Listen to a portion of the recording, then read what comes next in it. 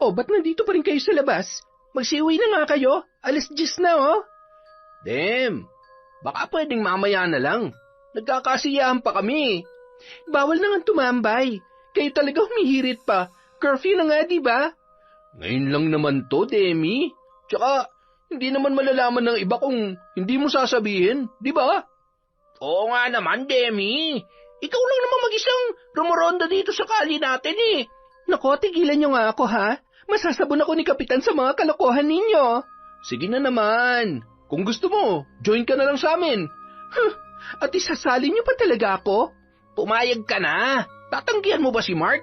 Promise, hindi naman tayo mag-iingay eh. Kaya walang mabubulahaw na mga kapitbahay. Shh! Hay nako, ang tigas talaga ng ulo nyo. Gusto niya yatang matikman tong batutang hawak ko eh. Demi naman oh, mas matigas pa dyan yung batuta ni paring Mark pag natikman mo. Hoy, ang sabi mo? Ay, Demi, joke lang yun. Ito naman. Hindi na mabiro. Joke. Magsiuwi na nga kayo. Ha? Sabi mo, sasama ka sa amin. Pumayag ka na, di ba? May sinabi ba akong pumapayag ako? Susundin niyo ba ako o haharap kayo kay Kapitan bukas? Magdadala kayo ng multa doon. Ikaw naman kasi paring Alan eh. Nagbiro ka pa eh. Joke lang naman yun, Demi. Ano, kikilos ba kayo o hindi? O na, uwi na. Relax ka lang. Taon 2008, Cebu. Mainit ang ulo ni Demi dahil sa katigasan ng ulo ng dalawa. Idagdag pa ang pang-aasar sa kanya ni Alan. Pagdating sa bahay, padabog na naupo sa silya ang dalaga. Mga bastos talaga. Hindi na nila iginalang ang pagiging tanod ko. Porket babae ako, basta-basta na lang sa kanilang magbiro ng ganon. Pasalamat sila hindi ako pumapatol sa laseng. Ay, hindi pwede yung ganyan. Dapat binatuta mo agad yung dalawang yon. Nako, uulit at uulit pa rin sa pambabasto sa mga yon dahil pinagbigyan mo, Demi. Sa susunod na gawin nila sa akin yung ganong bagay, Tia Olivia, makakatikim na talaga sila sa akin. Ganyan nga, hindi pwedeng lalambot-lambot ka. Ipakita mong kailangan kanilang respetuhin. Kinaumagahan, nagkita sina Alan at Mark sa may tindahan. Kapwa pa sila napatingin sa bahay ni Demi na nasa kabilang kanto lamang. Magkakapit-bahay lang silang tatlo at magkababata. Ikaw talaga? Naudlot tuloy yung inuman nating kagabi. Ba't mo naman kasi sinabi yung kay Demi na bad trip tuloy? Naku, paring Mark, hindi mo ba napapansin na parang kumikisla pa mga mata ni Demi kapag tinititigan ka niya? Sigurado ako may gusto sa iyo yun. Gago, pati ba naman yan napapansin mo? Eh, siyempre naman, matanglawin kaya tong kaibigan mo. Matanglawin. As if naman papatol ako sa kanya. Sa mukha niyang yun? Uy, huwag ka lang tumingin sa mukha. Maganda naman yung kurba ng katawan. Sa'yo na lang, pre. Mukhang ikaw tong nagnanasa eh. Maraming chicks ang nagkakandara pa sa akin, pre. Saka, ikaw ang gusto niya eh. Nako, mukha palang matigas na. Pasa ko doon, pre.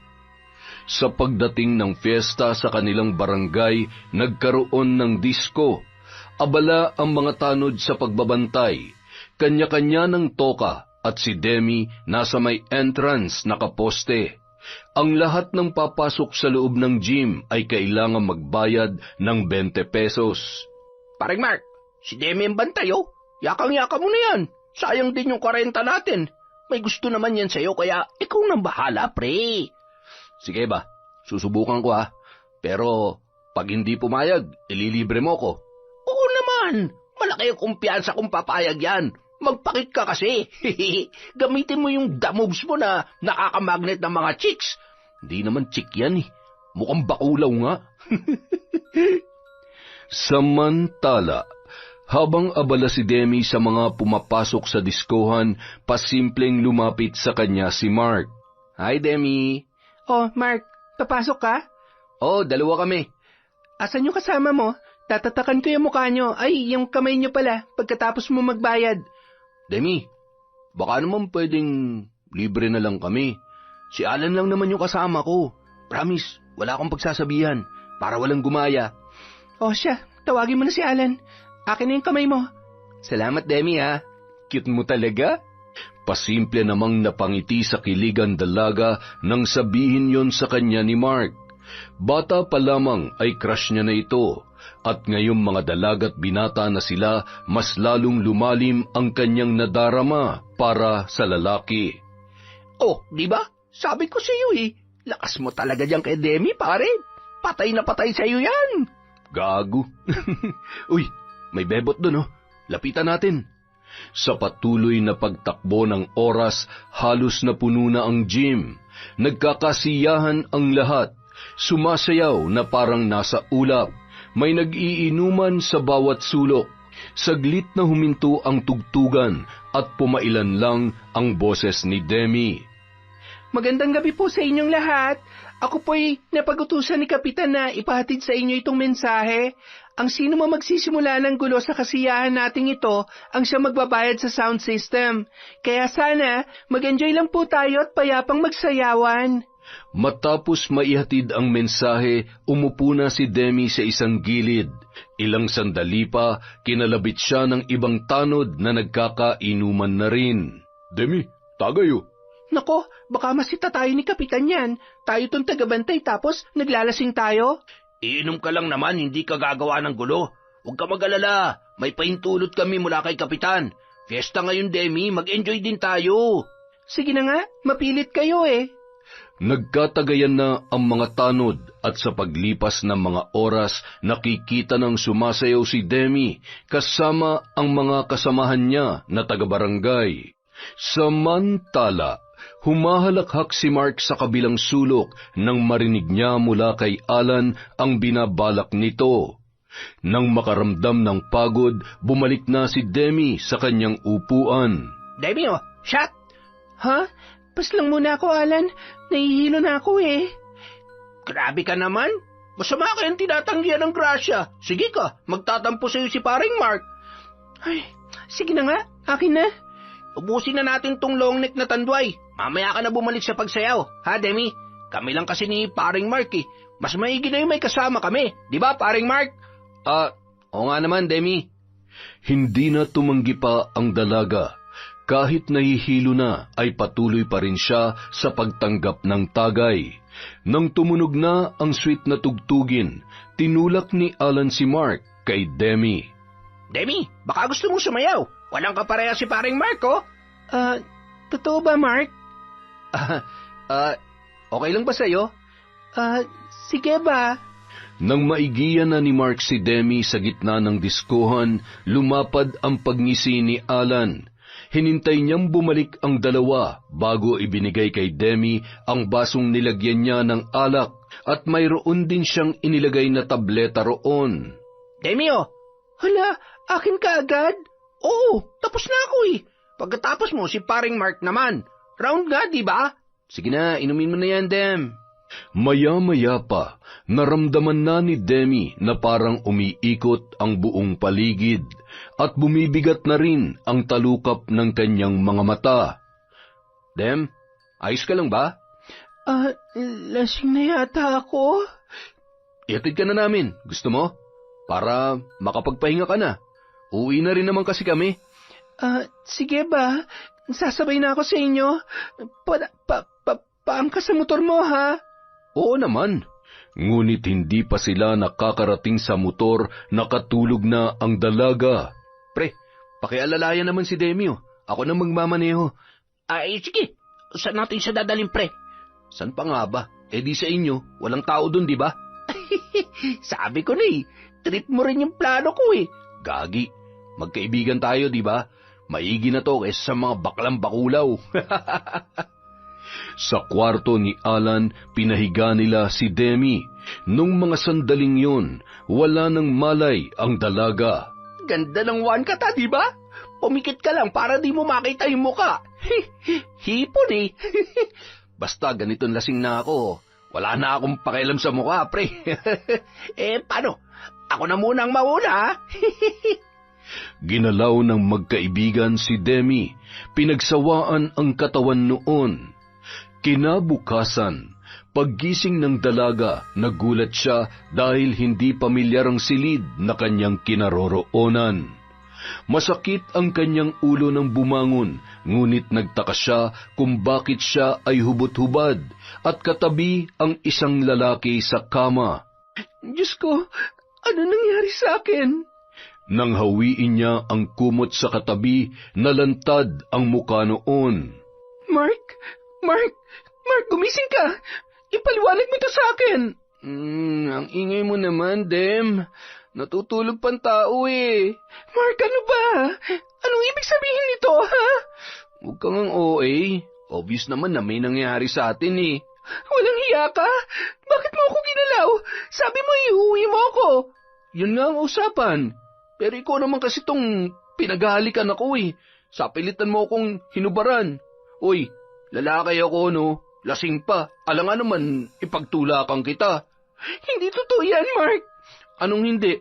Palagay mo makikipagtalik ako sa'yo kung hindi naman ikaw ang gumawa ng paraan?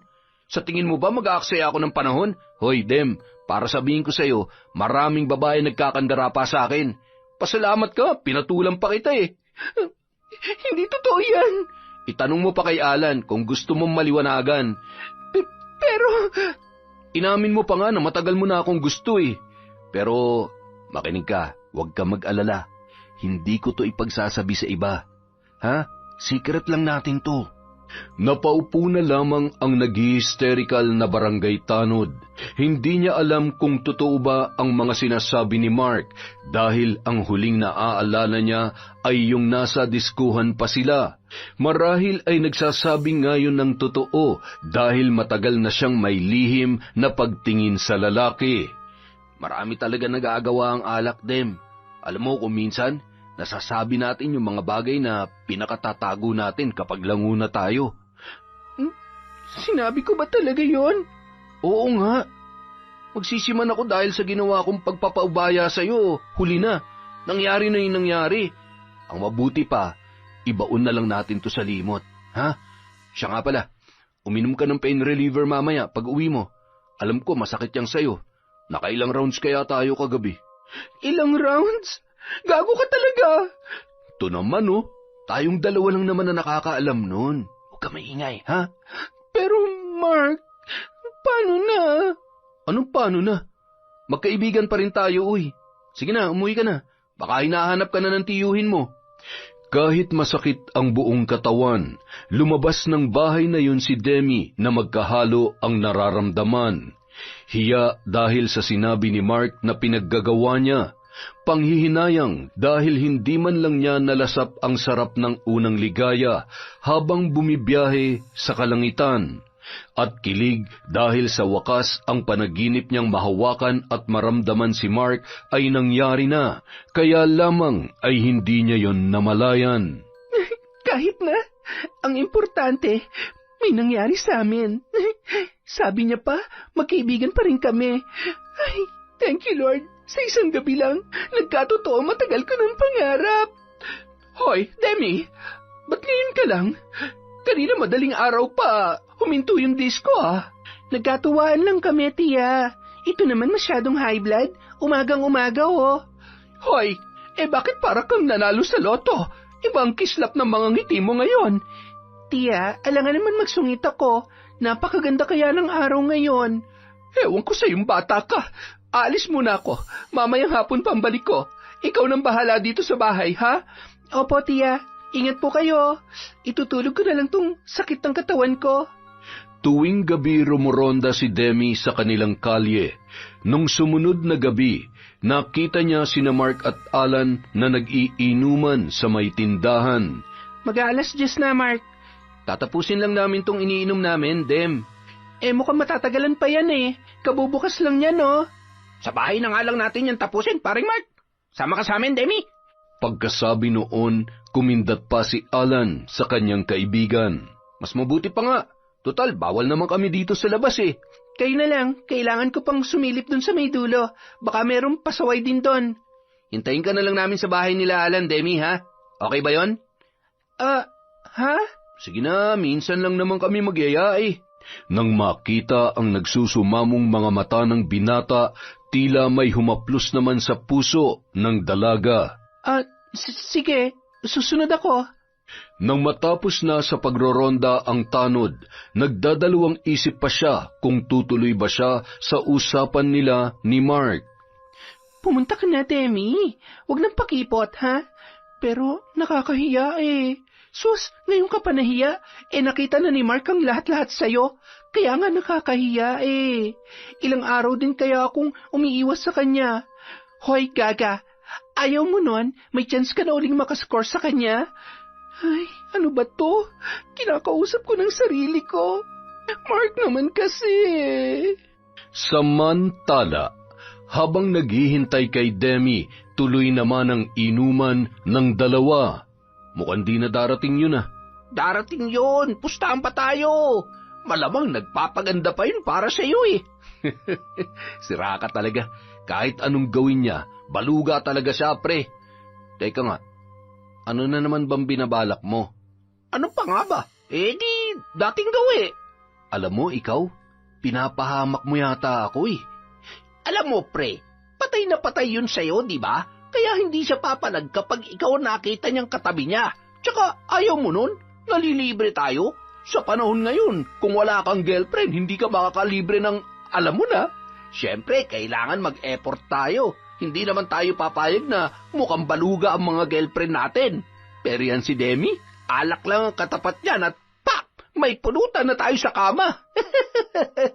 Sabi mo eh, iba ka talaga. Pag may alak, may balak. Lupit mo, pre. Basta ba ikaw ang bahalang kumiliti kay Demi? Ako naman ang maglalagay ng pampawild sa inumin niya. Oh, mukhang dumating na yata, pre. Salubungin mo na, para damang-dama ang kilig. Ay nako, sira ka talaga.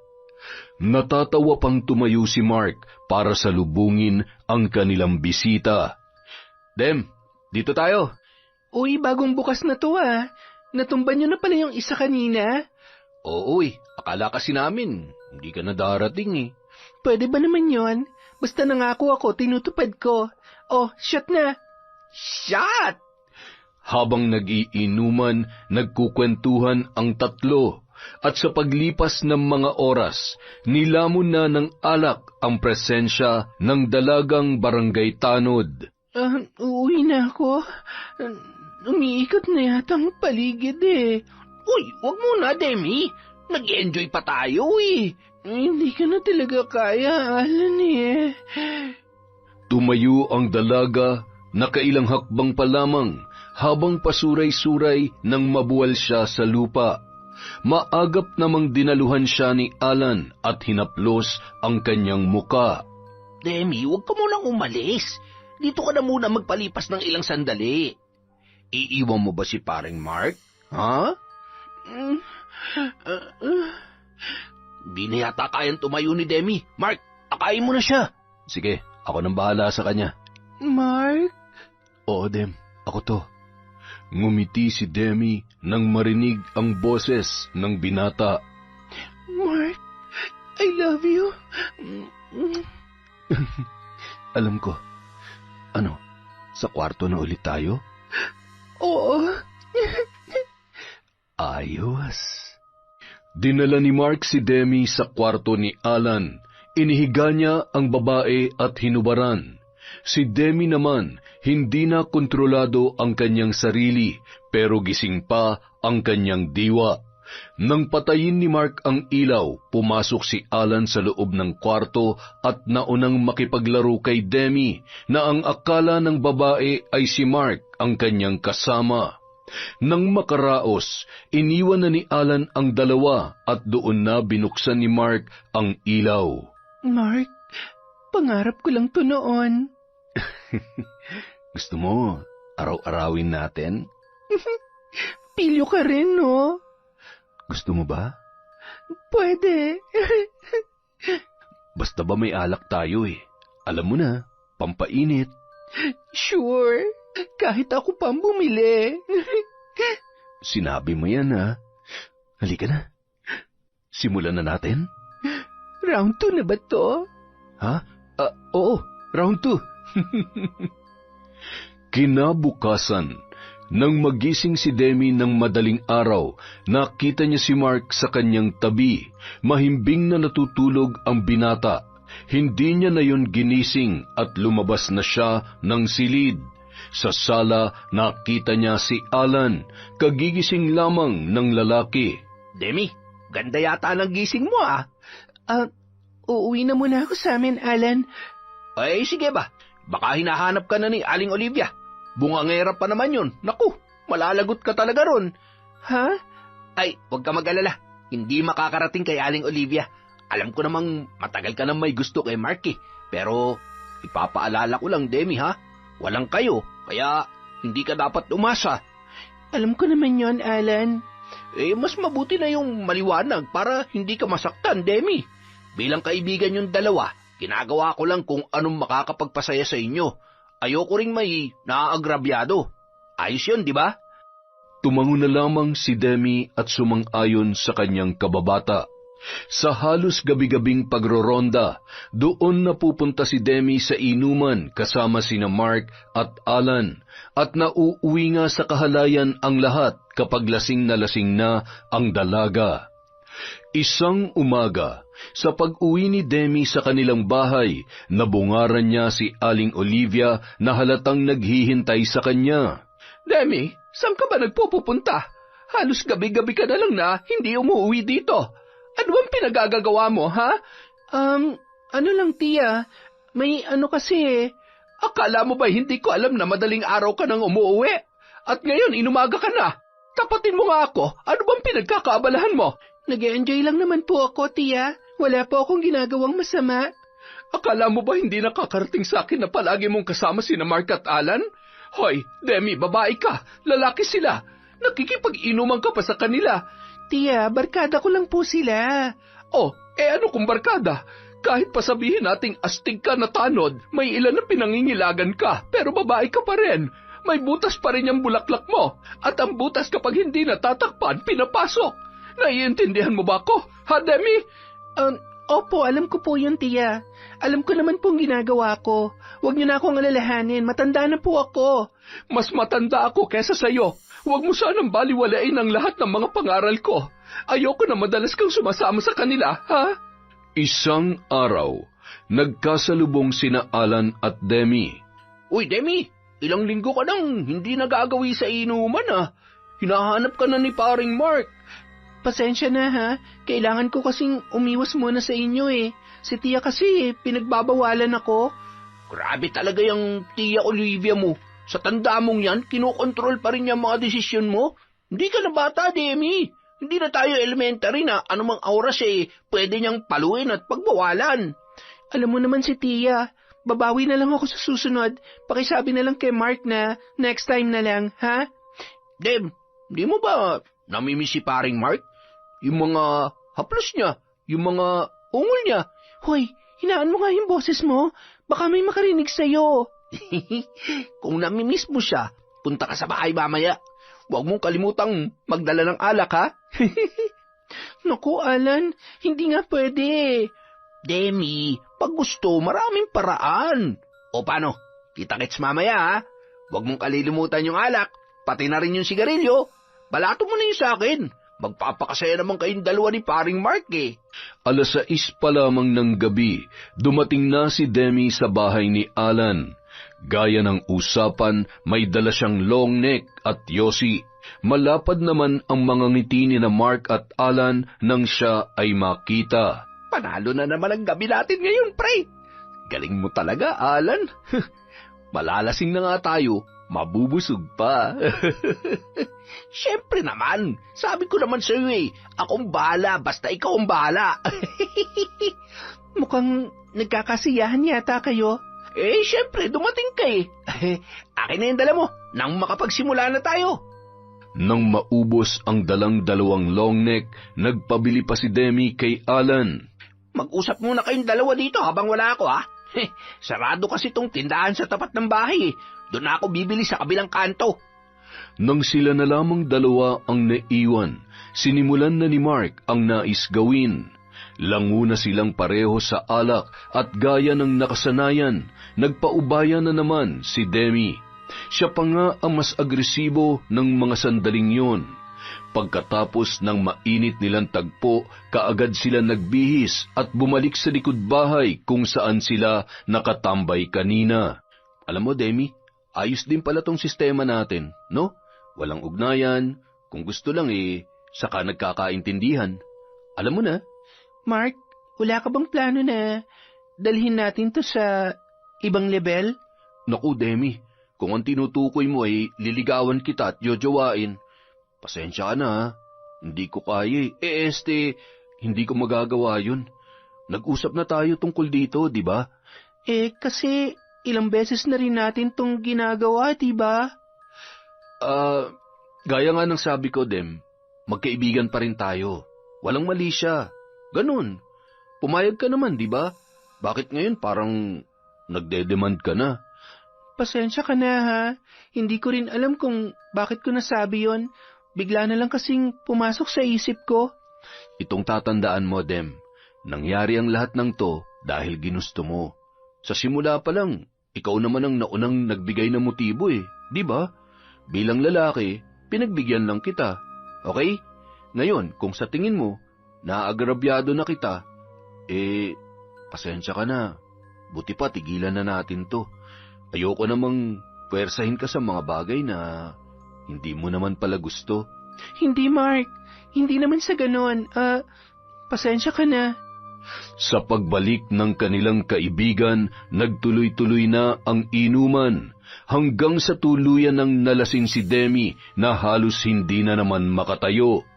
Nakapikit na rin ang kanyang mga mata. Ano bang sinabi mo dito, pre? Bakit parang halos higupin na yung lahat ng alak kanina? Ewan ko ba niyan sa babaeng yan? Bigla na lang kasing, buti na lang, natauhan din. Ikaw na munang bahala dyan, pre ha. Anong ako? Hindi ka ba magpapatirik ng mata? Tapos na ako kanina. Pagsawaan mo na yan. Patayin mo na lang yung ilaw para kung sakaling magising, hindi ka agad makilala. Dito na muna ako sa labas. Kambala, pre. Habang nasa loob sina Demi at Alan, biglang dumating si Aling Olivia. Mark? Aling Olivia, napadaan po kayo. Hinahanap ko si Demi. Nandito ba siya? Po, wala ho. Kami lang po ni Alan ang nandito. Pasado 10:00 na po. Baka nagroronda na si Demi. O baka nasa barangay. Sigurado ka bang wala siya dito? Sigurado po ako. Hayaan niyo po, Aling Olivia. Pag nakita ko siya mamaya, total, pauwi na rin naman ako. Sasabihin kong hinahanap niyo po siya. Kinabukasan, paggising ni Demi, bumungad sa kanya ang umaalingaw-ngaw na boses ng kanyang tiyahin. Ano na ba nangyayari sa iyo, Demi? Hindi ka naman dating ganyan Lasing na lasing kang umuwi kagabi. Halos hindi ka na nga makalakad. Ano bang problema mo? Wala po akong problema, tiya. Nag-enjoy lang po ako. Enjoy? Sa pamamagitan ng pag-inom ng alak? Lasengga ka na! Tiya, wag po kayo mag-alala sa akin. Ayos po ako. Wala po akong problema. Ngunit ng sumunod na araw, hindi maipaliwanag ni Demi ang nararamdamang bigat ng katawan. Nahihilo rin siya at kapag nakakaamoy ng bawang ay hindi niya mapigilan ang sarili na sumuka. Diyos ko, hindi kaya buntis ako? 2 buwan na rin akong hindi dinadatnan. Kailangan ko makasiguro. At sa pagtingin niya sa ginamit na pregnancy test, nanlumo ang dalaga nang makitang positibo ang resulta. Buntis nga ako. Kailangan malaman ni Mark ang tungkol dito. Nag-iba ang timpla ng mukha ni Mark nang marinig ang balitang yon mula kay Demi. Ano naman ngayon? Mark, kailangan panagutan mo to. Ano na lang ang sasabihin ko kay Tita Olivia oras na malaman niya? Problema mo na yun. Labas ako dyan, no? Anong labas? Akala ko ba maliwanag na sa iyo ang setup natin? Ba't kailangan ko pang ulit-ulitin, Demi? Pero Mark, ibang usapan na to ngayon. May buhay na sa sinapupunan ko at anak mo siya. Tigilan mo nga ako. Nagkaganyan ka dahil sa kagagahan mo. Kung hindi ka lang sana tangay, naisip mo sanang pwede ka mabuntis. Hindi ko pananagutan ng batang yan. Ipalaglag mo yan kung gusto mo. Wala kang puso. Balak mo pang patayin ang inosenteng anghel na ito. Hoy, wag na wag mong idadawit ang pangalan ko sa katangahan mo kung hindi malilintikan ka sa akin. Pagkatapos mo magpakasasa sa katawan ko, ganyan lang ang sasabihin mo? Bakit hindi? Hindi naman kita pinilit, di ba? Ikaw ang bumuka ka. At alam mo, sa totoo lang, hindi ka naman masarap eh. Mukha mo palang nakakadiri na. Kaya wag mong ipangalanda ka ng salitang nagpakasasa.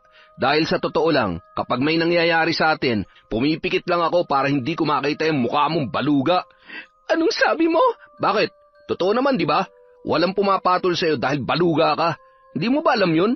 Simula elementarya pa lang tayo, yan ang tawag sa'yo ng mga kaklase natin, baluga. Saka huwag ka nang mangarap na aakuin ko yung dinadala mo dahil wala akong planong makita ng mga tao bilang ama ng anak mo. Nakakasuka yung pagmumukha mo, Demi. Pangit ka na nga, tanga ka pa. Lubayan mo ko, umalis ka na. Tila pinagsakluban ng langit at lupa si Demi sa mga sinabing yon ni Mark. Pakiramdam niya, paulit-ulit na sinasaksak ng kutsilyo ang kanyang puso. Nagsimula ng pumatak ang ulan at wala siyang pakialam kung mabasa man siya o hindi. Kasabay ng malalaking patak ng ulan ay ang pag-agos ng masagana niyang luha. Nanginginig siya sa sobrang sama ng loob. Umiyak na siya ng malakas at humagulhol ng husto. Hindi! Sa bawat pagdaan ng mga araw, nalulung na si Demi sa alak. Para sa kanya, yun lang ang nakakapawi ng sakit na kanyang nararamdaman. Demi, ano bang problema mo, anak? Ilang araw ka ng ganyan. Hindi ka makausap ng matino. Pagising sa umaga, alak na ang ginagawa mong kape. Hanggang sa gabi, bote pa rin ang alak ang hawak mo. Sabihin mo, ano bang pinagdadaanan mo, Demi? Wala, tiya. Kaya ko to. Huwag niyo ako kailanganin. Kung minsan, nakikita si Demi na umiiyak habang yakap ang bote ng alak. Wala namang magawa si Aling Olivia dahil hindi naman nagsasabi ang dalaga sa kanya kung ano ang kanyang problema, kahit ano pang pilit ni Aling Olivia. Hanggang sa tuluyan ng naging lasinggera si Demi.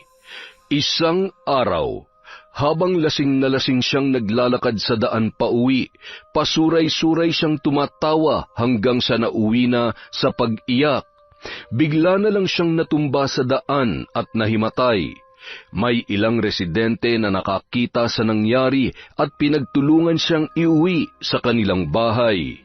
Ano po ba nangyayari dito kay Demi, Aling Olivia? Bakit wasak na wasak siya at halos paglalasing na lang ang kanyang ginagawa araw-araw? Hindi ko nga rin alam eh. Bigla na lang siyang nagkaganyan. Kausapin niyo siya ng masinsinan. Baka masyadong malalim ang bigat ng kanyang pinagdadaanan. Gagawin ko yan kapag nasa tamang wisyo na ang pamangkin ko. Salamat nga pala sa paghatid niyo sa kanya.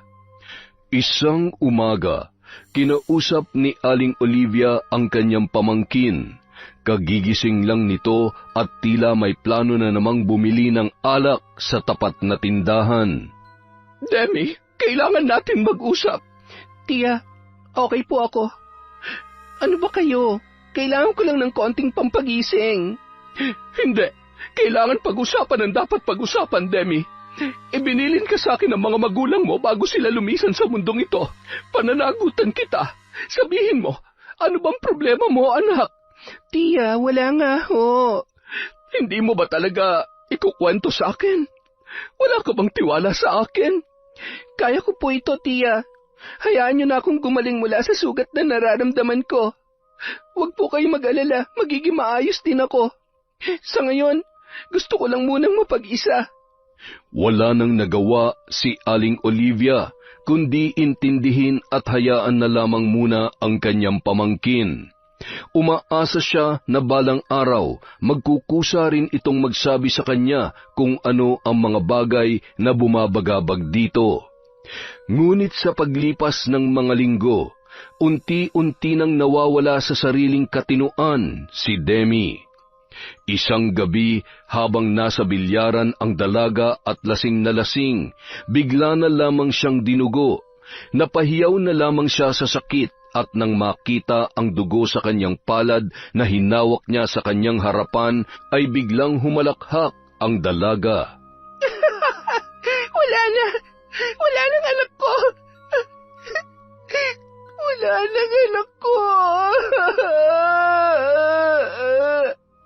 Nilapitan si Demi ng mga tao pero kaagad din siyang lumayo. Nanlilisik ang kanyang mga mata na tumingin sa mga yon.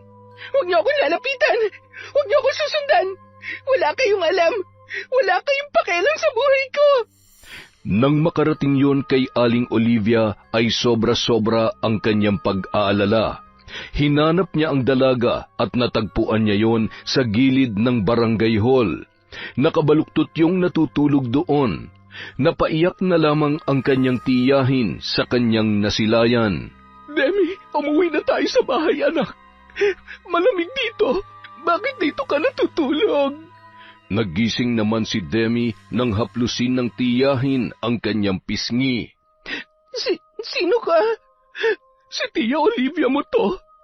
Hindi mo ba ako nakikilala?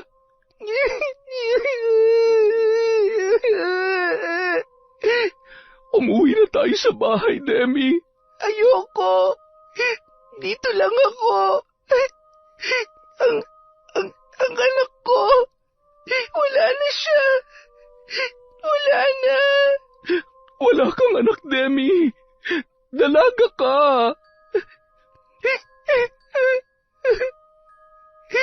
Wala na siya. Ayaw sa kanya ng tatay niya. Baluga ako. Pangit. Niyakap ng mahigpit ni Aling Olivia si Demi nang makita ang bakas ng dugo sa harapan ng suot nitong pantalon. Diyos ko, bakit? Bakit pinahintulutan mo mangyari ito sa pamangkin ko? Bakit? Wala na sa sariling katinuan ang dalaga. Minsan nakikilala niya ang tiyahin, ngunit minsan ay hindi. Dahil sa labis na pag-aalala na baka mapano si Demi, ikinulong siya ni Aling Olivia sa loob ng bahay. Samantala, kakauwi lang ni Alan galing Camiguin. Wala siyang alam sa mga nangyari kay Demi dahil siya ay nagbakasyon sa loob ng ilang buwan. Parang Mark, kumusta? Eto, masaya at malayo sa problema. Nasaan yung pasalubong ko?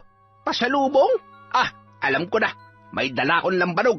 Tama-tama to. Ipagluluto na lang kita ng pulutan. Tapos yayain mo si Demi na makijam sa atin. Ano, ha? Ayos ba? Gago, hindi na pwede si Demi. Bakit?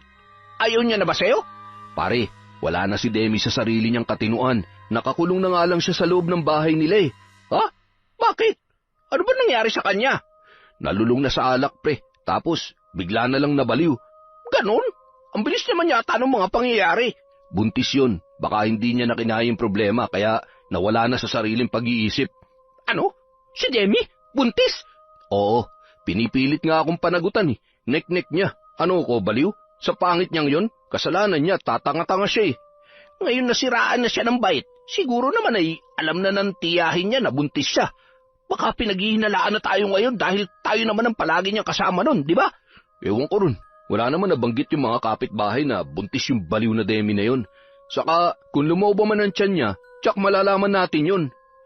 Kinakabahan ako, pre. Ano ka ba? Baliw nga yun, di ba? Lahat ng mga sinasabi niya, hindi ka panipaniwala. Baliw nga, di ba? Baka kasi anak ko yung dinadala niya kung totoo nga na buntis siya, pare. Huwag mo na nga isipin yung pangit na baliw na yun. Tara na, tagay na. Mukhang masarap yung lambanog eh. Samantala, isang hapon, nakawala si Demi. Nakatakas siya sa kanilang bahay.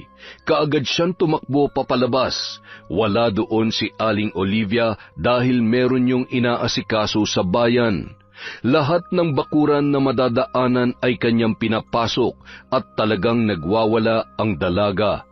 Kung ano ang kanyang mahawakan, inihahagis niya yon o hindi kaya ay itinatapon.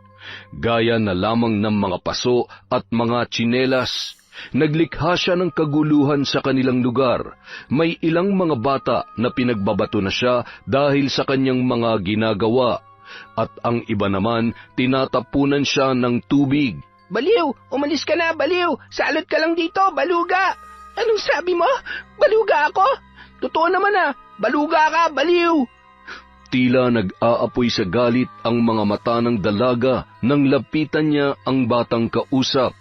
Mabilis niya yung nahawakan, nagpumiglas ang bata at pilit na kumakawala. Kung baluga ako, ikaw demonyo! Demonyo ka! Magbabayad ka, demonyo! Akmang sasakalin na sana ni Demi ang bata nang dumating ang mga dati niyang kasamahan na tanod.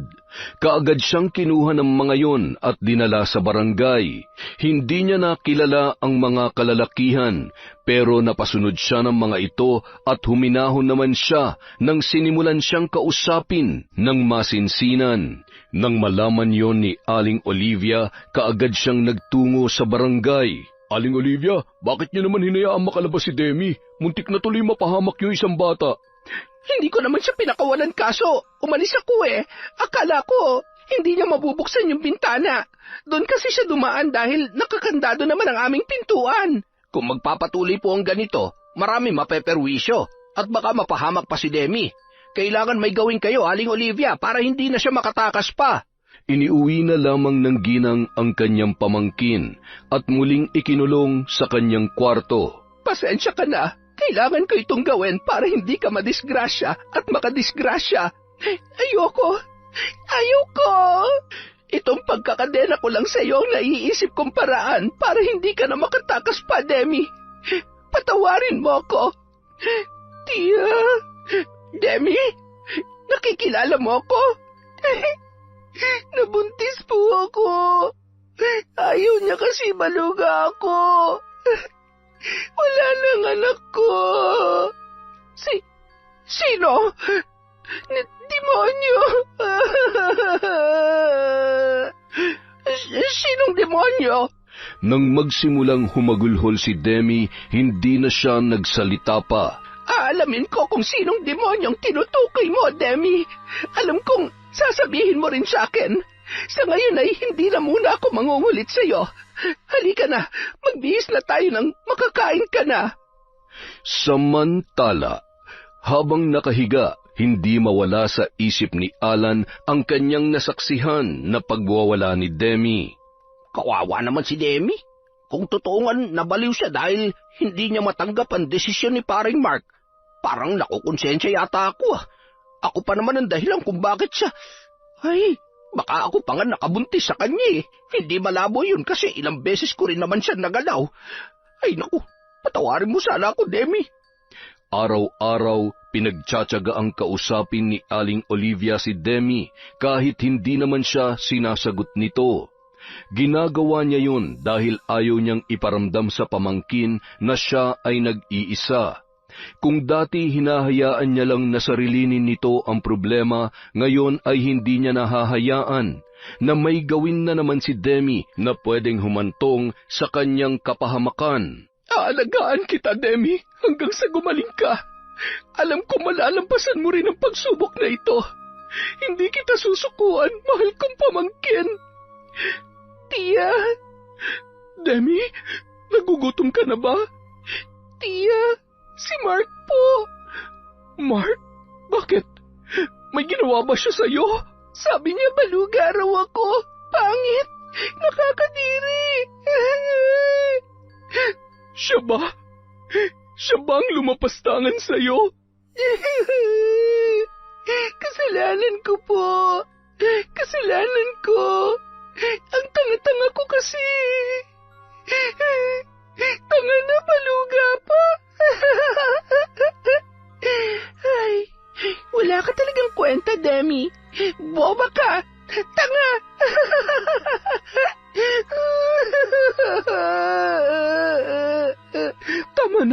Tama na, huwag ka nang umiyak, Demi. Gagawa ako ng paraan para makaganti tayo sa lalaking yon.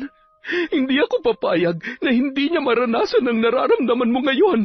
Magbabayad siya. Isang araw, sinadya ni Aling Olivia si Mark sa kanilang bahay. Mahinahon lamang siya, ngunit mariing nagsasalita. Kinumpronta niya ang binata. Hindi na ako magpapaligoy-ligoy pa, Mark. Gusto ko lang malaman kung ano bang mga pinagagawa niyo noon ng pamangkin ko. Ano pong ibig niyong sabihin, Aling Olivia?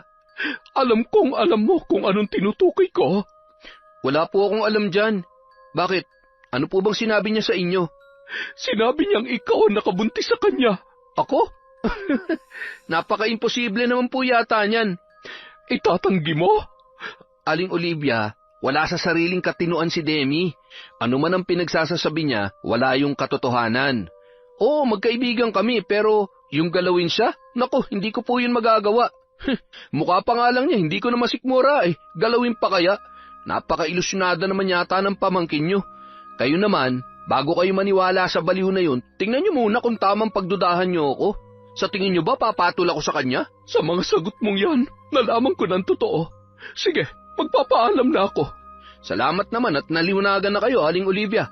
Pakisabi na lang kay Demi na magpagaling siya para hindi siya gumagawa ng nakakapangilabot na kwento. Bago tuluyang umalis si Aling Olivia, gumuhit muna siya ng maliit na bilog sa loob ng bakuran nila Mark. Nag-usal siya ng mga orasyon at sa isang iglap lang, biglang lumakas ang ihip ng hangin. Muli niyang tiningnan ng binata na noon ay papasok na sa loob ng bahay. Pagbabayaran mong lahat ng ito, lalaki ka. Sisingiling kita ng mahal, makikita mo. Samantala, pagkapasok ni Mark sa kanyang kwarto ay padabog siyang umupo sa kanyang kama. Walang hiyang baliw na yon, ipapahamak pa ako. Pwes, hindi niya masisira ang pangalan ko. Sira ng ulo niya at hindi ako dapat magpaapekto.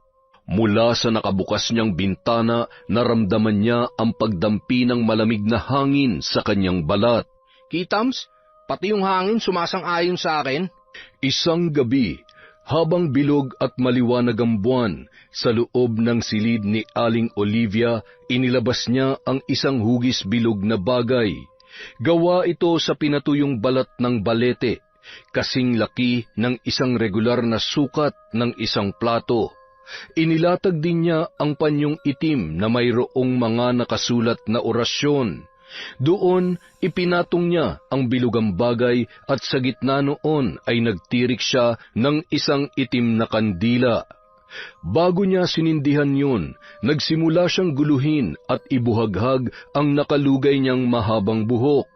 Balot na balot naman ng itim na tela ang buong sulok ng silid na yun. Huminto siya saglit at tila mayroong hinihintay. Maya-maya pa, kasabay ng alulong ng mga aso, mabilis niyang sinindihan ang kandila.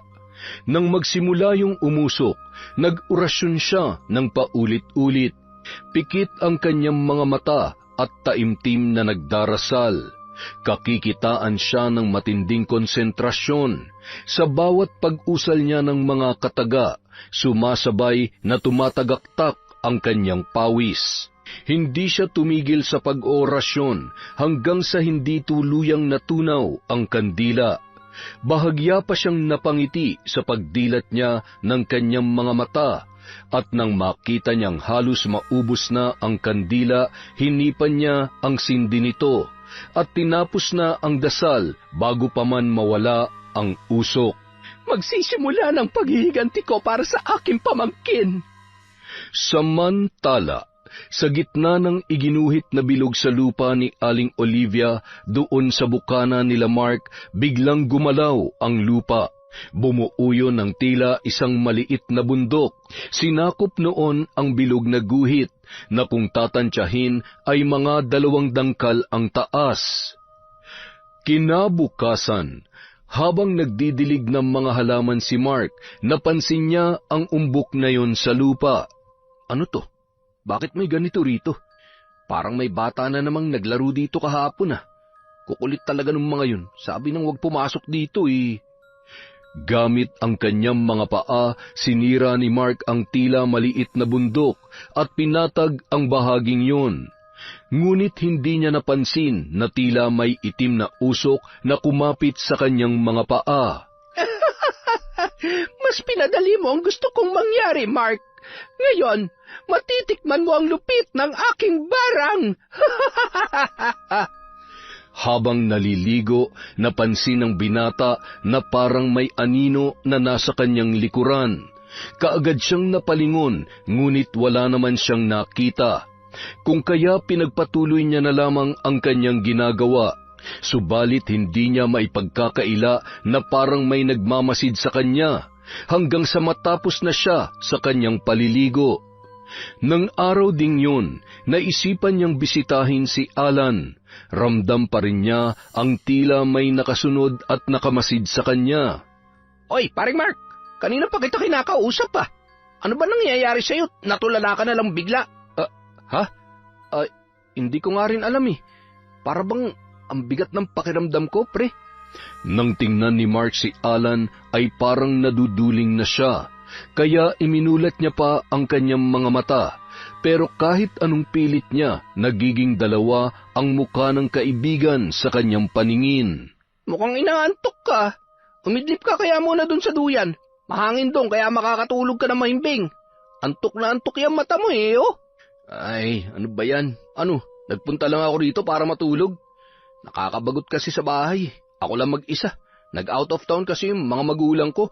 Jesus, para ka namang hindi sanay dito. Pagising mo mamaya, magtatagay tayo. Habang natutulog ang binata, may narinig siyang mga kalansing.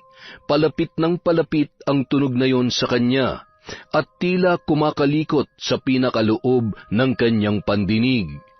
Nagising bigla si Mark, pero pagtingin niya sa puno kung saan nakatali ang duyan na hinihigaan niya, nanlaki ang kanyang mga mata.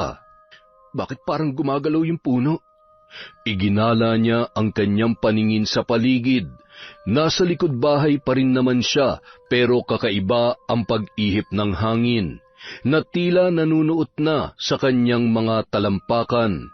Nang akmang igagalaw na sana niya ang mga paa, bigla na lamang yun namanhid.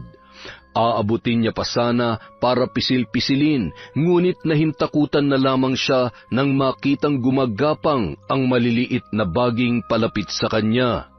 At sa isang iglap lamang, binalot na ng mga yun ang kanyang paa. Ha? Ano mga to? Saklolo! Saklolo! Ay, pare Mark, bakit? Yung mga paa ko! Yung mga paa ko! Ha? Ano nangyayari sa mga paa mo? May... Ngunit sa pagtingin niya muli, nawala ang mga baging na pumupulupot doon. May ano? Saglit siyang natigilan. Hindi niya alam kung sasabihin niya ba yon sa kanyang kaibigan at baka pagtawanan lamang siya ni Alan. It's a prank! Ayos bang acting ko, pare? Siraulo ka talaga. Akala ko kung naano ka na eh. Gagi, si Demi ang siraulo. Literal na nasira na ang ulo. Oh, nasaan na yung sinabi mong tagay? Ay, oo na, bibili na. Habang nag-iinuman ng dalawa, napag-usapan nila ang tungkol sa pagwawala ni Demi noong nakaraang araw. Paring Mark, parang nakukonsensya ako dun sa nangyari kay Demi. Nakukonsensya? Gagi, bakit naman? Hindi naman ikaw nagpabaliw sa kanya, di ba? Eh, naaawa ako sa kalagayan niya eh. Kung hindi dahil sa atin, normal pa siyang namumuhay ngayon.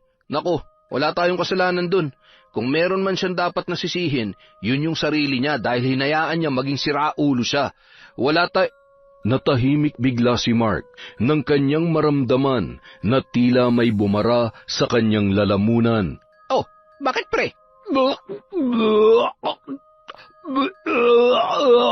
Biglang napatayo si Alan nang makita ang paglabas ng mga putik sa bibig ni Mark. Nanlaki ang kanyang mga mata at halos hindi makapaniwala sa kanyang nakikita. Samantala, nalalabo na ang mga mata ni Mark dahil sa kanyang naranasan. Pakiramdam niya umiikot na ang paligid kaya ipinikit niya na lamang ang kanyang mga mata. Hindi niya na nalaman na putik na pala ang kanyang isinusuka. Hanggang sa natumba na lamang siya at nahimatay dahil sa biglaang pagbigat ng kanyang pakiramdam. Nang magkamalay na ang binata, naroon na siya sa loob ng bahay ni Alan. Ano nangyari sa akin, pre? Hindi ko nga alam eh. Bigla ka na lang nahimatay. Lakas siguro ng tama ng alak sa'yo. Ang naaalala ko lang, nahilo ko eh. Baka wala lang ako sa kondisyon ngayon, pre. Biruin mo, sumuka pa ako. Ano bang kinain mo? Bakit parang putik yung isinuka mo kanina? Gagi, putik talaga? Oo nga, hindi ako nagsisinungaling. Huwag mo nga akong pinaglololo ko. Mabuti pa, samahan mo na lang ako sa bahay. Doon na tayo tumambay. Wala ka namang gagawin ngayon, di ba? Eh, sige ba? Sigurado may pagkain doon. Dito kasi, nagkakasya lang ako sa bahaw at tuyo. Pagdating ng dalawa, kaagad napansin ni Alan ang umbok ng lupa sa bakuran nila Mark. Pre, ano to? Ha? Pinatag ko na yung kahapon Bumalik ulit? Hoy, baka nuno sa punso yan Gagi, tanda-tanda mo na nagpapapaniwala ka pa sa ganyan. Pumasok na nga tayo, baka kung ano na naman ang maisip mo. Magaya ka pa kay Demi. May pang-ulam sa ref, pre Ikaw na magluto, ako na magsasaing. Sige ba, manood na lang tayo ng pelikula. Total, sabi mo, wala ka naman sa mood na ituloy yung inuman Samantala, pinagmamasdan ni Aling Olivia ang nakatulala na si Demi. Nakatingin ito sa malayo. Pumwesto kasi sila sa tabi ng bintana para kahit papaano ay makita pa rin ni Demi ang mga tao sa labas. Demi, susuklayan kita, Nagsimulang haplusin ni Aling Olivia ang buhok ng dalaga. Ilang araw na yung hindi nagsasalita matapos maipagtapat ang tungkol kay Mark. Subalit nang makita ni Demi sina Mark at Alan sa kabilang bahay, nagsimula yung umungol.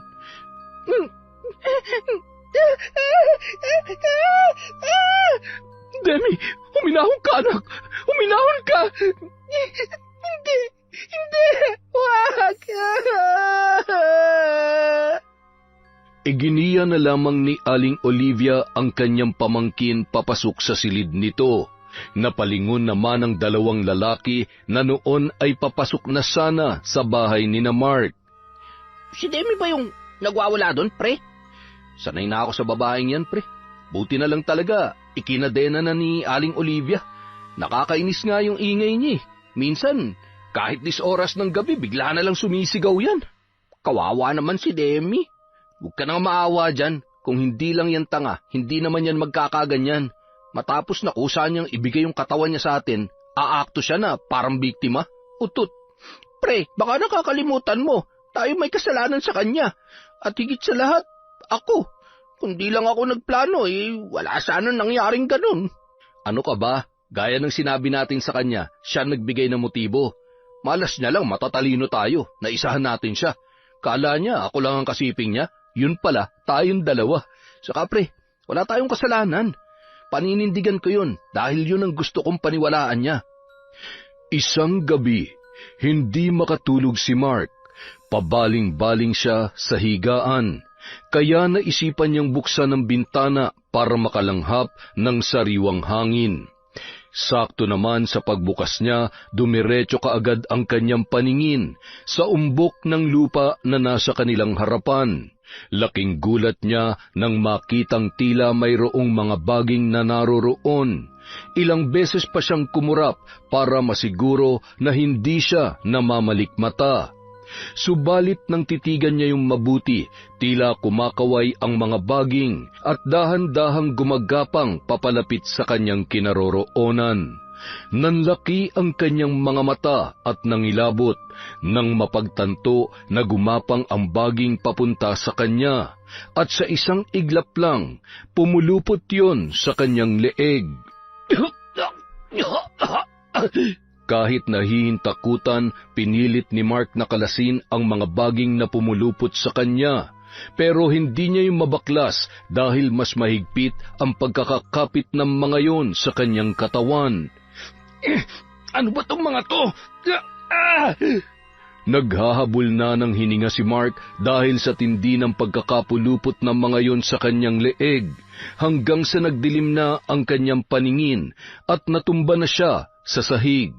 Kinabukasan, pagkagising ay kinapa niya ang kanyang leeg, ngunit walang bakas ng pagkakasakal sa kanya. Walang marka at walang mga baging. Napahawak pa siya sa kanyang ulo para isiping mabuti ang mga nangyari, pero nasisiguro niya na hindi yun panaginip.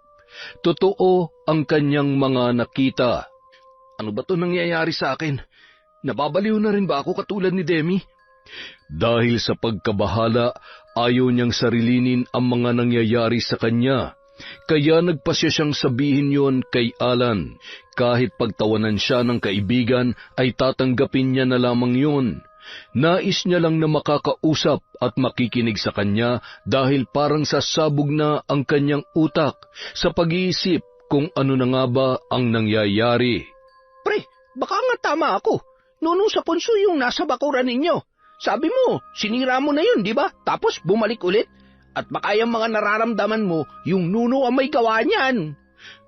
Alam mo, ayoko sanang maniwala sa mga ganyan eh. Pero hindi ko na rin kasi maipaliwanag yung mga nangyayari sa akin. Natatakot akong mabaliw na rin kagaya ni Demi.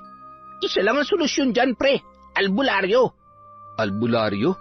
Saan naman tayo maghahanap ng albularyo? Kaya mo, magtatanong-tanong ako. Basta humingi ka muna ng paumanhin dun sa lupang tumubo sa bakuran nyo. At yun nga ang ginawa ng kanyang kaibigan. Nag-alay pa siya ng manok sa inaakala niyang punso. Doon niya mismo kinatay sa katabi ng tumubong lupa. Pero bigla na namang lumitaw ang mga baging. Nang makita yon, kumari pa siya ng takbo. Hinabol siya noon kaya lumabas siya sa kanilang bakuran at sa bahay ni Alan ang direksyon ng kanyang pagtakbo. May ilang kapitbahay na nakakita sa kanya na tumatakbo na parabang hinahabol, ngunit wala naman nakasunod sa kanya na kahit na ano. Kaya naisip ng ilang kapitbahay na nasisiraan na ng bait si Mark. Ay, ano ba yan? Dumarami na yata ang baliw dito sa atin? Malamang may tinitira yan sila eh. Di ba? Magbabarkada naman yang sina Demi at Mark. Lagi nga yan nakatambay sa bahay ni Alan dati, di ba? Ay nako, iba na talaga ang mga kabataan ngayon. Kawawa naman ang kanilang mga magulang. Nabulahaw ang pamamahinga ni Alan nang bigla na lang sumulpot si Mark sa kanyang bahay. Halatang takot na takot ang lalaki base sa kanyang itsura. Hinihingal pa ang kanyang kaibigan. Pre, namumutla ka yata. Pre, sinusundan ako ng mga baging. Hinahabol nila ako. Tulungan mo ako, pre. Pre, relax ka lang. Walang mga baging. Huminahon ka nga. Pero kanina, kitang-kita ko silang nakasunod sa akin eh. Balak nila akong lamunin, pre.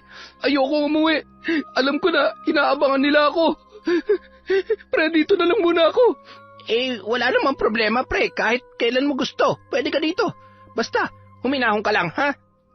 Parang batang walang kalaban-laban si Mark nung mga sandaling yun. Nagkulong na lamang siya sa loob ng bahay ni Alan at takot na lumabas. Sa tuwing meron siyang naririnig na kaluskos, bigla siyang nanginginig at parang naninigas ang buo niyang katawan dahil sa takot na baka ang mga baging na yon nakukuha sa kanya. Dahil sa pag-aalala ng kaibigan, lumapit si Alan sa isang albularyo na inirekomenda sa kanya ng isang kakilala. Dinala niya yon sa bahay nila at pinatingnan ang kanyang kaibigan. Nalaman kaagad ng albularyo ang sanhi ng problema nito. Ayon sa kanya, pinaglalaruan umano ang binata ng isang mambabarang. At kung nais nitong maputol ang sumpa ng barang sa kanya, nangangailangan umano silang magbayad ng malaking halaga dahil hindi biro ang makipagtagisan ng lakas sa isang mambabarang. Napaatras naman silang dalawa nang malaman kung gaano kalaki ang kanilang kailangang bayaran. Mukhang pineperahan lang tayo ng albularyong yun ah. Sa taas ng presyo ng panggagamot niya, halatang pera-pera lang yun eh. Yan nga rin ang iniisip ko, pre. Karamihan naman sa mga albularyo, donasyon lang ang hinihingi. Yung iba nga, hindi na nagpapabayad eh. Ang gusto lang nila, makatulong. Ano nang gagawin natin ngayon? Kung lumapit kaya tayo sa pari, banal ang mga kagamitan nila, pre, di ba? Pari talaga? Oo, kesa naman sa doktor ka lumapit, tsak sasabihin lang ng mga yon, may sira ka sa pag-iisip. Hindi nga ba nasisiraan na ako ng utak, pre? Aba, ewan ko sa'yo. Ang alam ko, matino ka pa naman kausap. Pwera na nga lang tuwing nakikita mo yung mga baging, talaga nag-iibang kondisyon mo. Isang araw, naisipang dalawin ni Alan si Demi. Hindi niya alam kung bakit, pero tila may nag-uudyok sa kanya na silipin ang dalaga. Anong kailangan mo sa pamangkin ko, Alan? Dadalawin ko lang po siya, Aling Olivia. Medyo matagal-tagal na rin kasi kaming hindi nagkakausap. Hindi mo naman siya makakausap ng matino eh. Nakatulala lang siya. Kung minsan naman bigla na lamang nagsisisigaw. At kapag may naaalala, iiyak kung hindi tatawa. Kawawa naman po si Demi. Ano po bang dahilan kung bakit siya nagkaganyan? Hindi ko rin alam, pero may nasabi siya sa akin minsan. Si Mark daw. Ikaw, Alan, may alam ka ba sa relasyon nilang dalawa? Aling Olivia, ang alam ko po, may pagtingin si Demi kay Mark. Sa tuwi magkakasama ba kayo? Anong ginagawa nila? Hindi na nasagot pa ni Alan ang tanong na yun dahil nagsimula nang magwala si Demi sa loob ng silid nito. Kaagad din naman nilang pinuntahan ang dalaga. Nang makita ni Demi si Alan, unti-unti yung naging mahinahon. Alan, ikaw ba yan? Ako nga, Demi. Alan, nagbunga yung mga ginawa namin ni Mark. Kaya lang, ayaw niya sa bata. Hindi ko matanggap kaya nilunod ko ang sarili ko sa alak. Hanggang sa nawala na yung anak namin. Demi, patawad. Hindi ko alam na hahantong sa ganito ang lahat. Ngayon lang ako naglakas ng loob na magpakita sa'yo kasi alam ko na may kasalanan din ako. Wala kang kasalanan, Alan. Ako lang naman ang dapat sisihin dito dahil sa katangahan ko at sa pag-ibig ko kay Mark. Kaya ako nagkaganito. Ayoko na. Gusto ko nang bumalik sa normal, Alan. Ayoko na sa madilim na mundong kinalalagyan ko. Demi, naniniwala akong makakawala ka dyan. Alam kong makakaya mo. Sa oras na gumaling ka, mag-uusap tayong tatlo nila paring Mark ha. Pangako yun. Sa mga narinig na pagtanto ni Aling Olivia na may alam nga si Alan sa mga naganap kina Mark at Demi. Nakita niya na pinagkakatiwalaan ng dalaga si Alan, kaya ibig sabihin wala itong ginawang masama sa dalaga. Si Alan naman ay nilamon ng kanyang konsensya. Labis ang pagsisisi niya sa ginawa nila sa dalaga. Kung may babalik ko lang sana ang panahon, Demi. Alan, kumusta na ang kaibigan mong si Mark? Hindi rin po siya maayos, Aling Olivia. Nito kasing nakaraan, may nangyayari sa kanya na hindi ko rin maipaliwanag. Nararapat lang yun sa isang katulad niya.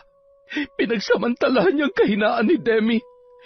Nangako po ako kay Demi na ililihim namin pero sa kalagayan niya ngayon, sasabihin ko na lang po sa inyo. Alam naman po kasi ni Demi na walang pagtingin sa kanya si Mark. Ginagamit lang siya nun kapag lasing na sila pareho. Pero binaliwala lang yun ni Demi kasi nga mahal niya po yung kaibigan ko. Hindi naman ho sa kay Demi ko lahat sinisisi ang kamalian pero sumang-ayon po kasi si Demi na may mangyari sa kanila kahit na tingin ni paring Mark ay magkaibigan lamang sila. Kahit sino nagmamahal ay nagpapakatanga, Alan. Oo, sabihin na natin kasalanan din ni Demi pero hindi dapat siya ipinahiya ni Mark. Ipinamukha pa nito kung gaano kapangit ang pamangking ko sa paningin niya at kung gaano siya nandidiri. Bakit? Nung ginagalaw niya si Demi, hindi naman siya nandiri, hindi ba? Gagawin ko lahat para maranasan niya ang kung anumang nararamdaman ngayon ng pamangkin ko, Alan. At ang lahat ng makikialam ay madadamay, isinusumpa ko yan.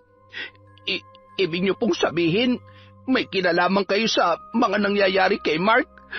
Oo, at uulitin ko, ang lahat ng makikialam ay madadamay. Tila naman nahintakutan si Alan sa pagbabanta ng matanda. Ngayong alam niya na may kinalaman si Aling Olivia sa mga nakikita ni Mark. Nagdadalawang isip na siya kung hihingi pa ba ng tulong sa pari o hindi na. Ayaw niyang siya ay madamay gaya ng sinabi ni Aling Olivia. Natatakot din siya na baka maranasan din niya ang mawala sa sariling katinuan oras na siya ay makialam. Isang pasya ang nabuo niya nung araw na yon para malayo sa kapahamakan. Tutal, si Mark lang naman ang alam ni Demi na gumalaw sa kanya noon, kaya hinayaan niya na lamang yon. Hindi na siya aamin na kasama siyang lumapastangan sa kanilang kaibigan. Kailangan niyang ibuhos lahat ng kasalanan kay Mark para sa kanyang kaligtasan. Samantala, patuloy pa ring nagpapakita ang mga baging kay Mark at sinasaktan pa rin siya ng mga yun. Isang araw, maaliwalas ang panahon, walang nararamdamang kakaiba si Mark. Naisipan niyang maglakad-lakad, pero nang matapat siya sa isang tindahan, napansin niyang nagbubulungan ang ilang mga kapitbahay na naroroon. Nakatingin pa ang mga yun sa kanya na halatang siya ang pinag-uusapan. Napikon si Mark at nilapitan ang mga yon. Anong tinitingin-tingin niyo, ha? Tumahimik na lamang ang lahat na tila nagulat sa kanya. Kung wala kayong magawa sa buhay, huwag akong pagdiskitahan nyo. Bakit? Inaano ka ba namin? Huwag mo nga patulan yan. Alam niyo namang may tiriring yung tao eh. Anong tiriring, ha? Umalis na kayo dyan. Baka magwala yan kagaya ng ginawa ni Demi. Paano ba naman kasi? Sumisinghot ng utot ng demonyo kaya ayan, lumuluwag ang tornilyo sa utak tapos idadamay pa tayo. Anong sinabi mo? Kayo pala tong siraulo eh. Lumapit si Mark sa may tindahan at pinagbabasag ang mga botelya na nakalagay sa isang lamesa. Kita nyo na? Ba't nyo naman kasi siya ginalit? Alam nyo namang may sayad yan eh. Sino na magbabayad sa mga nabasag niya? Inis na nilisan ni Mark ang tindahan. Narinig niya pa ang sinabi ng mga tao tungkol sa kanya. Baliw na ang tingin nila sa akin. Bakit naman kasi nakikita ko pa mga lecheng baging na yan? Hindi madali ang masiraan ng ulo, hindi ba? Ngayon, alam mo na ang pakiramdam ng pamangking ko. Huwag ka mag-alala. Hindi mo pa lubos na nararamdaman. Darating ang oras na hindi ka na maaapektuhan sa lahat ng mga sinasabi nila dahil tuluyan ka ng mababaliw. May kinalaman ka ba sa nangyayari sa akin, Aling Olivia? Ano ba sa tingin mo? Ha? Bruha ka. Siguro ikaw yung sinasabi ng manggagamot, no? Ikaw yung mambabarang na tinutukoy niya. Mga kapitbahay, kampon ng kadiliman si Aling Olivia. Isa siya mambabarang. At ako ang kanyang biktima. Kailangan natin siyang sunugin. Kailangan bumalik siya sa impyernong pinanggalingan niya. Sa tingin mo ba maniniwala sila sa iyo? Nababaliw ka na sa kanilang paningin. Wala nang maniniwala sa iyo, Mark. Wala na. Meron pa. Si Alan. Alam niyang binabarang ako at sasabihin ko sa kanya na ikaw yun. Siya maglalantad na isa ka mambabarang demonyo ka. Hindi na siya makakatulong sa iyo, Mark. Tanggapin mo na lang na mag-isa ka na. Wala nang naniniwala sa iyo. Dapat mong pagbayaran ng ginawa mong pambababoy sa pamangkin ko. Simula pa lang sa umpisa, kakampi ko na si Alan. Hindi niya hayaang malantad ang katotohanan kaya alam ko matutulungan niya ako at ikaw, masusunog ka sa impyerno. Nakita ni Olivia ang paparating na si Alan. May dala yung bote ng alak na mukhang kanina niya pa tinutungga. Alan, sabihin mo nga dito sa baliw mong kaibigan na wala nang makakatulong sa kanya. Pre, maghahanap ka ng pari, di ba? O di kaya mahusay na albularyo para mawala ng barang sa katawan ko.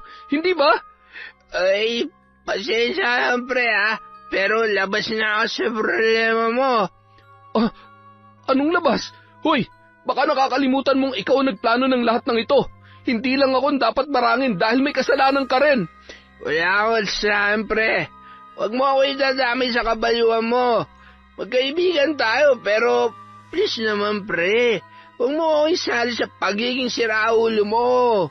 Hoy, Alan, huwag kang magbalinis. Ikaw ang nagplano, naghahasain natin si Demi nung disco. Nilasing mo siya at pinainom ng kung anong tableta para mawalan siya ng malay. Gago ka, naging sunod-sunuran lang ako sa iyo nung gabing yon. Ilang beses mo rin siyang pinakinabangan, di ba? Tapos ngayon, sa akin mo isisisi ang lahat. Ikaw palang baliw eh. Anong sinabi mo, Mark? Aling Olivia, baliw yan. Kung ano-ano lang pumapasok sa utak niya. Sabi mo nga, di ba? Binabarang mo siya para tuluyan na siyang masiraan ng bait. Sino nasa tamang pag-iisip ang maniniwala sa isang baliw? Tumahimik ka. Oo, nilalaro ko ang isipan ni Mark sa pamamagitan ng barang. Pero ako nakakaalam kung nagsasabi siya ng totoo o hindi. Ako ang may hawak ng sumpa at mararamdaman niya lamang ito oras na ginamit ko yun sa kanya. Akala ko pa naman kakampi ka ni Demi. Isa ka rin palang demonyo, nagbabalat kayo sa anyong tao. Aling Olivia, hindi totoo yan. Sinasabi niya lamang yan para pansamantalang mawala ang galit mo sa kanya. Hindi ako mangmang, Alan. Ngayon, kapwa niyong dadanasin ang kalupitan ko. Magsisisi ka. Aling Olivia, patawarin niyo po ako. Nagawa ko lang naman yun dahil sa udyok ng makamundong gawain. Pero pangako, labis-labis ako nagsisisi. Hindi ko naman alam na hahantong sa ganito ang lahat. Aaminin ko na sana kay Demi kaso natakot ako sa banta ninyo. Ayokong danasin ang mga bagay na nagpapagulo sa isipan ni paring Mark. Sinungaling. Totoo po, Aling Olivia.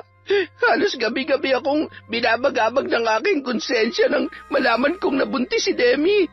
Sa pag-aalala lang, baka ako ang ama ng kanyang dinadala. Na malaman kong nasiraan siya ng bait, mas dumoble pa ang usig ng aking konsensya. Huli na ang lahat, Alan. Hindi mo na mababago ang takbo ng isip ko. Traidor ka rin pala, Alan eh. Simula ngayon, hindi na kita tinuturing na kaibigan. Magsama kayo ng baliw na si Demi. Tutal, pareho naman kayong baluga eh. Walang pakinabang. Kinagabihan, malakas ang hangin na pumapalibot sa bahay ni Mark. Ramdam niyang tinutuklap ang mga bintana sa loob ng kanyang kwarto. Nabitawan niya ang itak at sa isang iglap lang narinig niya ang sariling mga buto na nagkalasog-lasog. Sindak siyang binawian ng buhay. Samantala, tila iniinog naman ang tinulugan ni Alan. Nagising siya mula sa mahimbing na pagkakatulog dahil sa kalasingan. Sinadya niyang lunurin sa alak ang sarili dahil natatakot siya sa banta ni Aling Olivia. Nang tumingin siya sa sahig, nagkalat ang mga tuyong dahon ng balete. Ha? Saan nanggaling ang mga to? Ito na kaya yung sinasabi ni Aling Olivia? Sinisimulan niya na ba akong barangin? Nang makita ang mga yon, kumaripas na siya ng takbo palabas. Sa daan, napansin niya na parang sumasayaw ang mga punong kanyang nadadaanan. Hindi siya tumigil sa pagtakbo kahit na binabalot na ng matinding kaba ang buo niyang pagkatao. Patuloy siyang kumaripas hanggang sa narating niya ang isang bahay. Aling Olivia, nakikiusap po ako. Patawarin niyo na ako. Pinapangako ko, pagbabayaran ko mga nagawa ko sa normal na paraan. Huwag niyo lang akong gawing baliw. Maawa po kayo, Aling Olivia. Nagpatuloy sa pagmamakaawa at sa pagkatok ng pintuan si Alan. Samantala, narinig naman ni Demi ang kanyang boses. Tia, sino po yon? Matulog ka na, Demi. Hayaan mo na kung sino man yon. Kailangan mo magpahinga para gumaling ka. Unti-unti ka nang nanunumbalik sa dati. Pero boses po yun ni Alan, Tia. Mukhang kailangan niya po ng tulong. Hindi natin siya pagbubuksan. Isa siya sa mga nanakit sa iyo, Demi. Dapat lang siya magdusa. Kaya ko po inilihim sa inyong lahat dahil takot akong barangin ninyo si Mark, Tia. Ayokong gawin niyo ang mga bagay na maglulugmok sa inyo sa kasamaan. Demi, Tia, tama na po. Ayokong maging masama kayo. Ayos lang na tawagin akong baluga, pangit, baliw, o anumang hindi maganda. Ang hindi ko mapapayagan ay ang tawagin kayo mambabarang ng mga tao. Kahit na totoo naman, pero ako po ang nasasaktan kapag may sinasabi silang hindi maganda laban sa inyo. Pero ginahasa ka rin ni Alan. Hindi ko ito mapapayagan. Tia, alam kong masama ang ginawa nila pero may kasalanan din po ako. Naulit na naulit dahil pinayagan ko yon. Tia, pakawalan niyo na po si Alan. Magpakalayo-layo na lang po tayo dito. Ang lahat ng mga mapapait na alaala, kalimutan na lang natin. Magsimula po tayong muli. Niyakap ng mahigpit ni Aling Olivia si Demi. ang kanyang pamangkin na tinuturing niya na tunay na anak. Samantala, patuloy sa pagmamakaawa si Alan nang pinagbuksan na siya ng pinto ni Demi. Demi, patawarin mo ako. Inaamin ko napakalaki ng kasalanan ko sa'yo. Ako nagplano sa lahat ng yon. At oo, Demi, paulit-ulit rin ako nakipagniig sa'yo nang hindi mo nalalaman dahil lasing na lasing ka. Inakala mong si Mark yun pero ako. Nakikiusap ako sa'yo, Demi, patawarin mo ako. Hindi. Alam kong hindi ganun kadali magpatawad, pero sana bigyan mo ako ng pangalawang pagkakataon na itama ang mga mali ko. Kahit kailan hindi ko naman narinig sa iyong salitang baluga, Alan. Kahit pa nung elementarya pa lang tayo. Oo, may kasalanan ka. At tama rin hindi madaling magpatawad. Sana sa pagkakataong ibibigay ni Tia, huwag mo nang hayaang sakupin ang kasamaan ng isip at puso mo. Oo, Demi, pangako. Aling Olivia, salamat po. Pinapangako ko. Gagawa po ako ng tama hanggang sa aking pagtanda. Kay Demi ka dapat magpasalamat, Alan. Kung hindi dahil sa hiling niya, kasama ka na ni Mark na paglalamayan bukas. Salamat, Demi. Maraming salamat. Kinabukasan, natagpuan si Mark na nakabigti sa kanyang silid. Sabi ng mga kapitbahay, baka ginawa ni Mark na magpakamatay dahil sa wala na ito sa sariling pag-iisip. Nung araw ding yun, iniwan ng magtiyahin ang lugar at nanirahan na sa malayo. Nagsimula silang muli at tuluyan na ngang nanumbalik sa dating maayos na pag-iisip si Demi, at namuhay sila ng masaya at mapayapa. Sa paglipas ng mga taon, matanda na si Demi. Mag-isa na lang siyang namumuhay dahil namayapa na si Aling Olivia. Nasa pamilihan siya ng kalabitin ng isang matandang lalaki. Noong una ay hindi niya pa yon nakilala. Ay, anong maipaglilingkod ko? Ay, Demi, hindi mo na ba ako nakikilala? Ako ito si Alan. Alan? Ay nako, ikaw na ba yan? Pasensya ka na, ganito na yata ang tumatanda. Hindi na malinaw ang paningin. Ay, mabuti at nagkita pa tayong muli bago ako lubugan ng sikat ng araw. Masaya akong makita ka. Ay, salamat nga pala, ha? Eh, salamat naman saan? Sa pagligtas mo sa buhay ko dati. Kung hindi dahil sa tulong mo, hindi ko na masisilayan ang ganda ng mundo sa paglipas ng mga taon. At humihingi pa rin ako ng kapatawaran hanggang ngayon. Wala na yon. Matagal ko na yung ibinaon sa limot, Alan. Ay, ilan na bang mga anak mo? May apo ka na rin ba? Ay, wala. Hindi na ako nag-asawa. Eh, ikaw? Tumanda na rin akong dalaga, Alan. Ganoon ba? Kung gayon ay, pwede pa kitang alagaan. Ay, loko ka. Demi, simula nung araw na nalaman ko nangyari sa'yo, isinumpa ko nang babawi ako. Kaya lang, lumayo kayo ni Aling Olivia. Hindi na tuloy kita napagsilbihan. Kaya ngayon nakita na kitang muli, hindi ko nahahayaang makawala ka pa. Hindi lang ito kabayaran sa kasalanan ko sa iyo, kundi gusto ko rin makabawi sa paraan na alam ko. Wala akong masabi, Alan. Wala ka namang dapat sabihin, Demi. Sagutin mo lang ako ng oo at ipapadama ko sa iyo ang tunay na hangarin ko. Sige ka, hindi natin alam kung hanggang kailan lang ang buhay natin. Hayaan mo na makabawi ako sa iyo, Demi. Ay nako, ikaw talaga, oo.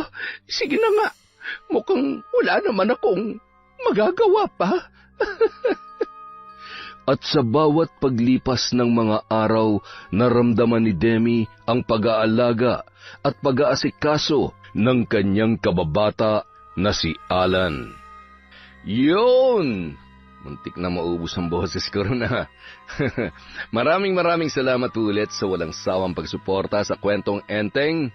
Dahil dyan, meron tayong shout out ulit. Simulan po natin kay Riz Pataleta. Hello kay Irene Sibuklama, hi kay Norma Alpha, kay Lian Monteroso, kay Ernesto Esparza, hi po kay Josie Aniban, kay Pinawan Nicole B., kay Janaya Dagison, Estelin TV, Master Junior Michael Angelo Pogi at Jomer Mejia.